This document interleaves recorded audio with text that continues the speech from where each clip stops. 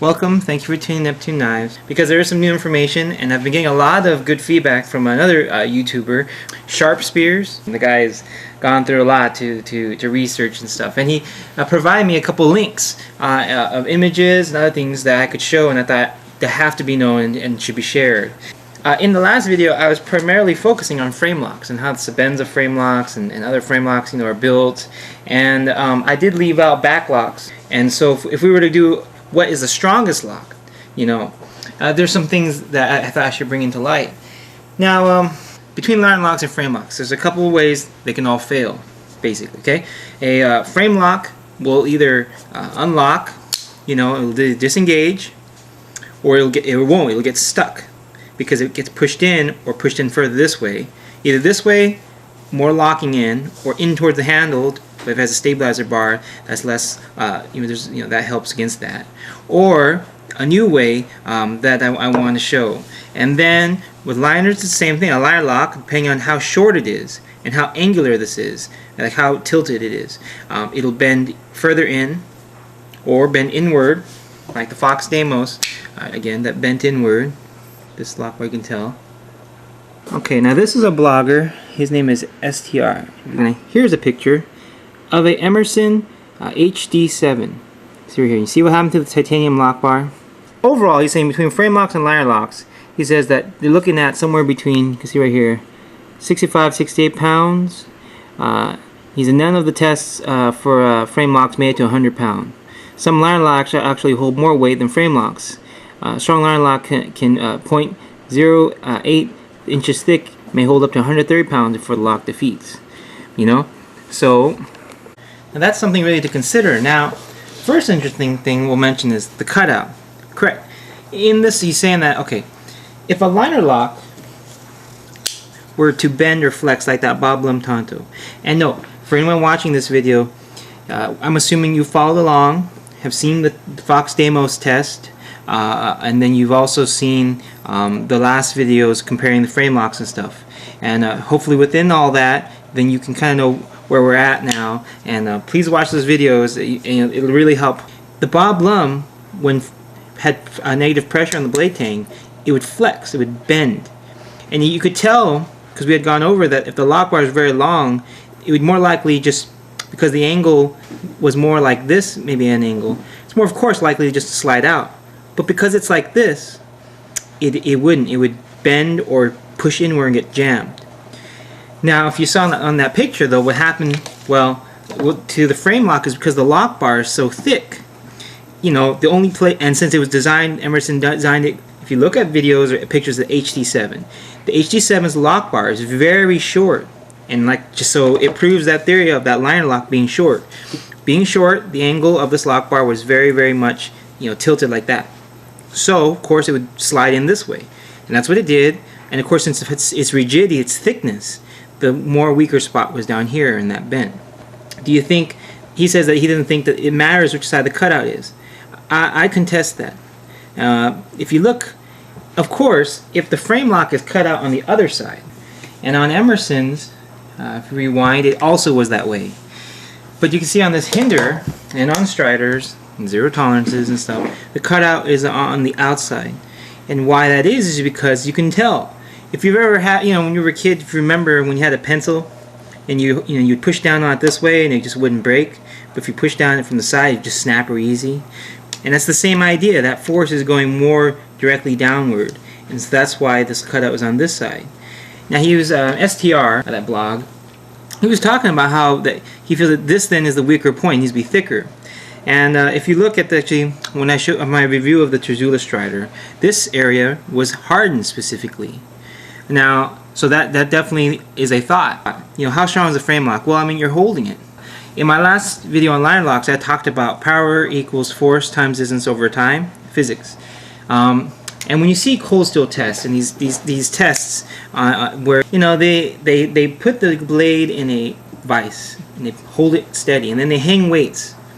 And that's correct. It's static weight, or it's basically not moving, and the weight is just pooling. It's just purely that weight. Now, if you guys are familiar with rock climbing, which I can never remember this. Okay, I just get the one that's the most strong. But regardless, there is a weight limit when it's not moving. Like there's like a max pound, like paracord, 550 paracord. Okay, but 550 paracord is the max pounds is 550 pounds. But now if you take a 250 pound man or 270 pound man, and he's the force, and he goes a distance of 2 feet in 1 second, he falls 2 feet in 1 second, you'll snap the paracord, because that would equal 550 pounds, because that's motion. So same idea, you know, if these locks can withstand 100 pounds of force, you know, 100 pounds of force, you know, hanging. If you swing or stab or something, and you know, you swing very quickly and with a lot of force, you know, you have to take that into consideration. Now there's some interesting designs out there where, like, you'll see it's a frame lock bar, like it's a thickness of a frame lock bar. Then there is a cutout on the inside, and then, but it rests against a G10 liner. So if you think about the Emerson, you see, if there was a G10 liner right here, then that would keep that all in. You know, so then you'd have to ask just how long the lock bar is. Why custom knife makers, or why they cut out so much, is because if they don't, there's a very hard tension to unlock. And with that detent pushing on it, it's very unsmooth to open. But, you know, so that's why I like this one. So you can see the cold steel, they added that little groove, and they bent that top part. So basically, even though this is a thin liner, they made it rigid like what a frame lock bar would do. So you have to understand that's where it gets into, you see? Frame locks are basically rigid liner lock bars that won't bend. A hinder stabilizer, you know, would it do its job? For that knife in the picture to have that part bulge out, it had to go down. It couldn't go anywhere. And when the blade started to push, this started to push down and bend that. And the question is, with the hinder stabilizer, you know, would that, you know, the hinder stabilizer, it notches into this lock bar, both the Striders and the hinder. It solidifies this lock bar from going basically every direction. Like I said, on that Boblum Tanto, they add screw right here, just so that this area wouldn't bend with it. It wouldn't bend out. I mean, on the Boblum, there's a screw right here to keep this. Now, we talk about, like, at production level, then, you know, like, okay, some of these, like the compression lock, we saw the strength of compression lock. And remember, that was 50 pounds hanging that I started pulling on. So that force, you have to look at how much I was pulling. But regardless, you know, if this was further that way, it did what we know now. It would go further in, which is what happened after the first set of spine wax. But during the first set, being that was newer, you know, so I would say, you know, now when you hold a paramilitary, try to look for one that has at least more that direction, more locked in, you know. But we understand, you know, that's a pretty strong lock. Now, as for axis locks, you know, for me, I don't like them because of the fact that I hear that springs give out. It's almost guaranteed that they do give out over a period of time. And the axis locks always seem to have blade play. This Blackie Collins bolt lock, you know, this bolt lock is definitely a very strong production level lock. The knives I did mention, cold steels with their back locks, which right now I'm only going to have this to show. For me, like I said, I don't use back locks preferably because I do like the speed of taking apart, you know, closing one disassembling knife, because backlocks are a pain in the butt because there's always a constant tension when you're trying to reassemble it, you know, pushing things around, and then at the same time they can jam and get, you know, very easily the lock can fail or be prevented from locking. It just depends on what you're doing. If you're in the military, you know, if you're around sand, if you're outdoors, you know, something you have to kind of keep clean. But now he had mentioned to me that the triad lock in backlocks, you know, well, I mean, the idea of a backlock is simple. I mean, you know, there's a groove down there, and this little bar has basically a hook, like a little part that sticks out, and when this goes in, it hooks it, and when this pushes down, it pulls on this bar, which is then connected to a pin, you know. And as we all know, that pins rarely are the things that ever break, and you never hear about it. And yeah, I still have never heard of a pin breaking either. And here we are at Cold Steel's website, and Andrew Demko, you see him in the Cold Steel videos. He refined a lock by John Permar, and you can see there's the triad lock. You know, basically it's the same thing as pretty much a back lock, but you know, but see, the thing is, you can't take any of this. You know, you can't just say it's just guaranteed, because you know I've seen videos of enduros with their backlocks failing, and even though that STR website says that it's 100 pounds or that the Emerson bent, you know, I don't just don't take it. You know, don't take it. You know, like, oh, that's the truth. That's, you know, that's the end of it. but it's just something to consider, something to be aware of. So on these you can see, this is proven in their videos, and I don't doubt that. There's a strength of this that can equal up to like 250, 350, 450 static weight, just hanging weight, not like a movement. But it depends. Do you like cold steel? Do you like specifically? Are you an outdoor person? Do you want ease of maintenance? These are all things to consider. Emerson, if you Wikipedia Emerson's CQC, I think 7, gives you the whole history of how that knife came to be, and why he was requested that they use titanium liners because of their strength to weight ratio, but also their corrosion resistance because they're dealing with Navy SEALs and stuff. So, Sharpsters are telling me that he feels the strongest lock is most likely a back lock. But back locks have their pros and cons.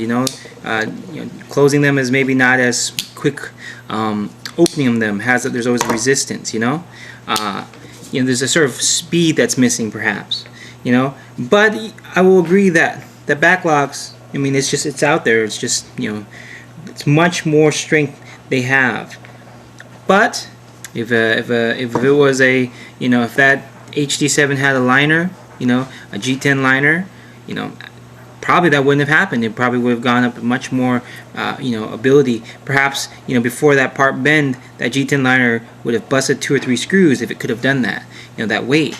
And you still have to consider, a frame lock, you're holding, and if you really think about the force of an unlocking is pushing this way. So not much, if you know your physics, goes out that way. So, it doesn't take a lot of grip. And some people can have some really strong grip. We're talking... Yeah, you can have a lot of pound grip. You can test these things at the gym. And you can add that into the factor of what is the better lock. So, and I hope all this was helpful. Okay, that's a nice thick frame lock bar, but all that means is that bar isn't going to bend. So I look down here and I'm like, okay, well, is it cut out on this side or that side? Is it like this? Or like this, I'm going to choose this, and then I might say to myself, well, how long is that lock bar? If it's long like this, then I'm going to hope that up here it's designed in a way, if you watch the previous video, that won't disengage, and if it won't disengage, preferably I want to hinder a stabilizer bar to kind of keep everything in place, and I'll take into mind that perhaps maybe within 100 pounds this will disengage, and hopefully this will be a little thicker. You look at like a liner lock, and you look for one that has a short lock bar that bends further this way. Liner locks aren't going to bulge out down here because they have the G10 scale. And why else I don't use Emerson's is because they don't have choils, and that's something to also remember. Knives, folding knives can unlock, and therefore should. It's just a common sense logical thing to say you should only get a frame lock that if it disengages, it won't cut you. And there's many ways that these knives can do that, and it's just something to always look for. These compression locks, even these back locks. There's a thing, if you learn in physics, is that like a car, it's that friction between two surfaces that keeps them together. But there's a breaking point. Just like a car can lose grip when it's turning, it loses contact because there's just too much buildup of friction. Compression lock. The thing is, when they're compressed, like this and this, you saw what happened to this one. The lock bar bent because thankfully, because of design, literally there was nowhere to go. The only thing that could go was the steel actually bending, and that means that lock is solid. The only thing you could hope for is a hardened stainless steel that would be a little thicker there, so it'd be more resilient to that. Just look at your uses. Understand that this video is, these extreme, comparisons. You'd be surprised sometimes how not extreme you have to be, to make a mistake. Mistakes happen. And bear in mind, some of these viewers are, people who are in the military, people who are firefighters. Most of these knives, like the Hinder, they were made for that. And those individuals may be using them in more intense situations. And so, this is something for all of us to learn.